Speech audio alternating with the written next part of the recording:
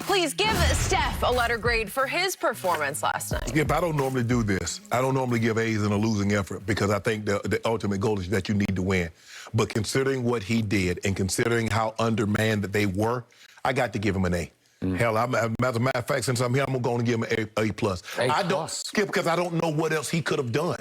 I mean, they blitzed him, they trapped him with double, they tripled him, and he was still able to get up. And he still, Skip, he shot 50% from the floor. He was 6 of 9 from 3 after they threw when Frankie V said, we're going to throw the kitchen sink, the bathroom sink, they threw the stove, the refrigerator. They went down and got the Clipper sink. They threw the basement sink at him. Skip, everything. I mean, Schroeder tried, Caruso tried, THT tried, KCP tried, AD, LeBron, Drum, everybody tried to trap him, Skip, and he was still doing it. And then at the end of the half, I said, get the ball out of his hands, make Draymond, make anybody else. What they do? They let him float, and he just dart like he's going to go to the basket, knowing he knows there's not a whole lot of time. He can't get to the basket. All he wants to do is create a little separation, and boom. I was like, oh, my goodness. I told y'all don't let this man get going, and y'all let him get going. Now we got our hands full for the rest of the night. And he gave it to us, Skip. I mean, but what can you do, Skip? I mean, I don't know how you stop this. There's not a bad shot. You know, everybody else before Steph Curry, you taking the shots that he's taking and making, that's a bad shot. And if you're not a historically great player, the coach will snatch your butt out the game for taking those shots. Okay. But he was spectacular. 37 total points, 11 in the fourth quarter. Big three after big three after big three. Great finishes at the rim, Skip. You know, Kyrie, no one can finish at the rim like Kyrie. But Steph Curry is not slouch at the rim, finishing at the rim. Either side, with either hand, he was simply spectacular last night.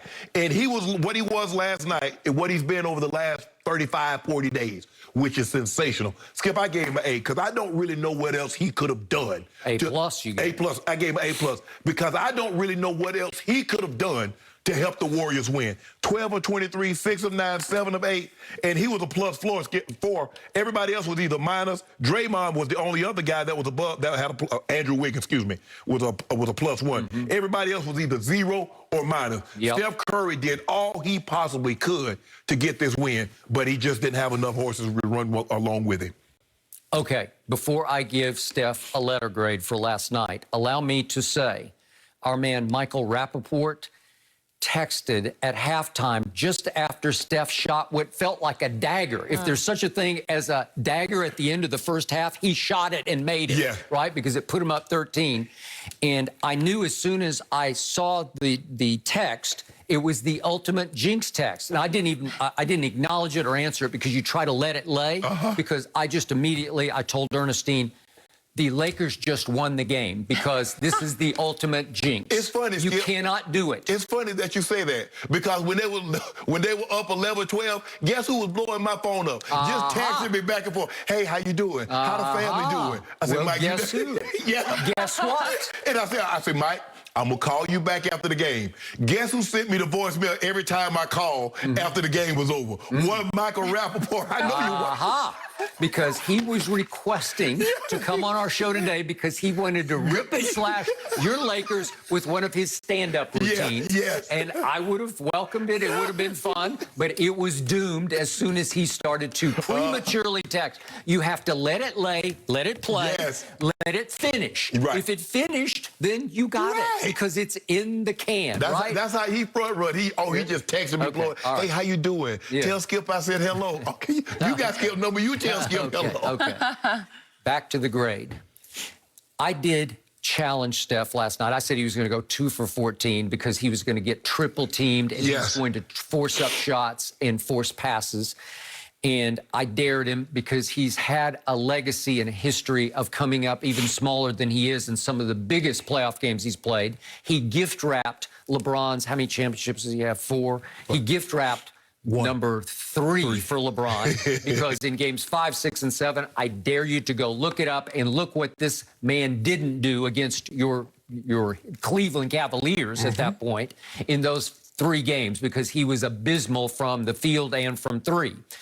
And then in games 4 and 6 against Toronto, he came up really small at home against Kawhi and company. Okay, so last night, The reason I'm going to give him a B+, because he did rise and shine in every other capacity, but you swept this under your little carpet over there. He had 6 turnovers and only 3 assists.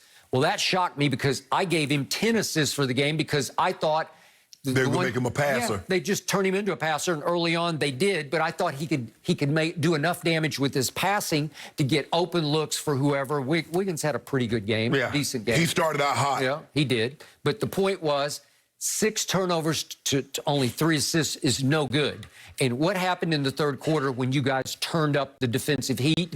He had 3 big turnovers, and his man Draymond had 3 more.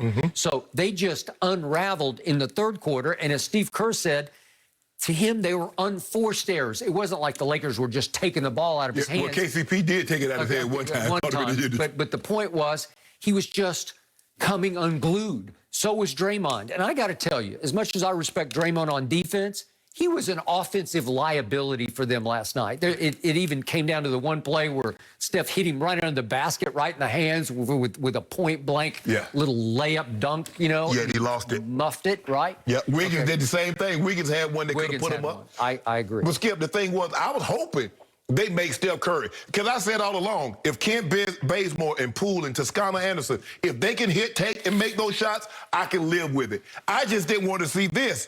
I'm like, I think the only critique that I would have is not the turnover, Skip, is that I believe he should have got up more than 9 threes.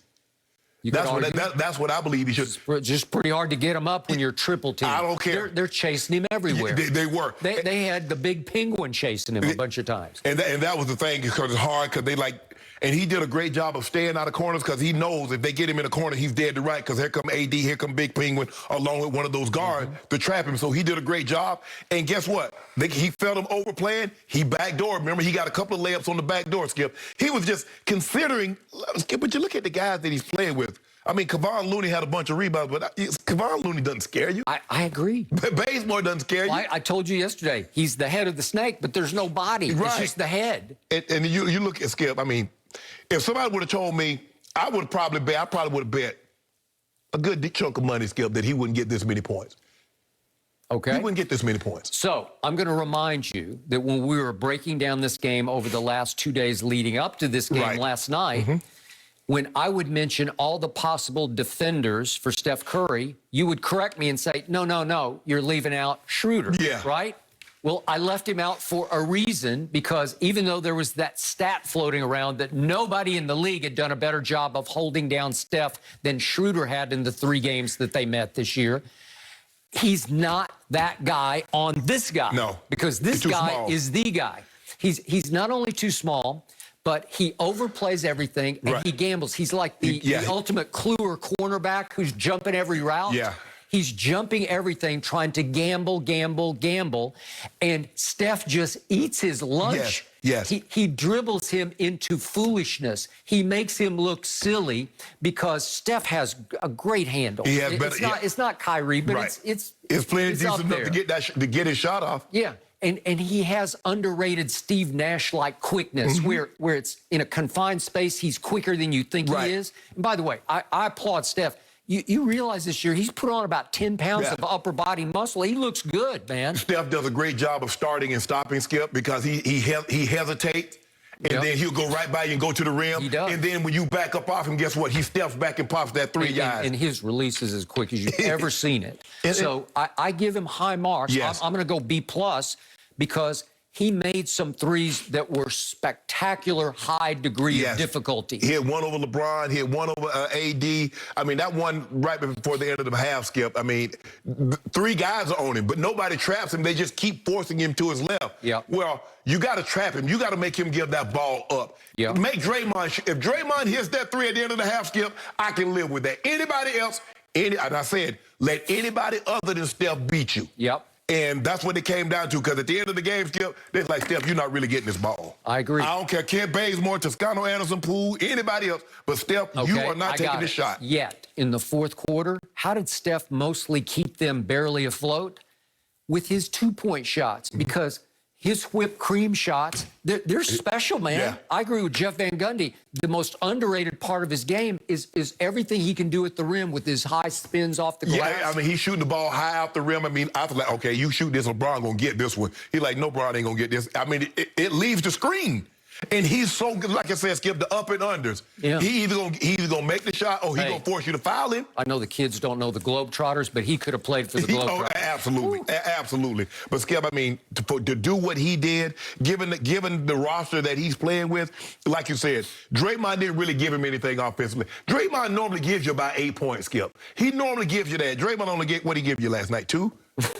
Draymond gave you 0 for 5 from the field. 0 for 5 with 6 turnovers? But that's a liability. But he gave you his nine rebounds and, 8 assists. But yeah, the turnovers, that's too many turnovers. Oh, Steph Curry had 6, Draymond had 6, that's 12. Yep, there you had go. 20.